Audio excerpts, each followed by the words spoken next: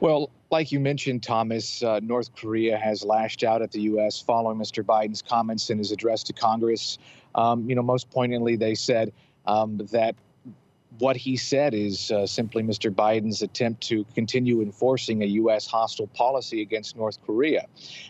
We heard from Mr. Kwon Jong-un, who is essentially the foreign ministry in North Korea's point man on the United States. And those comments were printed in state media today. And he explained that because Mr. Biden has made these remarks, has suggested that North Korea's, what North Korea calls its deterrence, its nuclear program, is in fact a threat, that Mr. Biden and Washington only stand to continue to be an aggressor, and that North Korea will have to respond in kind somehow, a corresponding action, he said, because it's obvious the U.S. threat, as North Korea called it, is not going to end under Mr. Biden's administration. And secondly, Bruce, just how have Joe Biden's advisors been describing this apparent shift in US policy towards the North, with the president, as you were mentioning, of course, commenting on North Korea in his first address to Congress on Wednesday?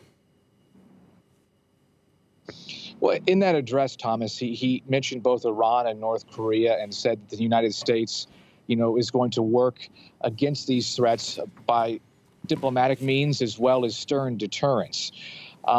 And that's nothing new when it comes to describing policy against North Korea. Both diplomatic tracks as well as deterrence have been taken before, both under former President Donald Trump and former President Barack Obama, and even further back under former President George H.W. Bush.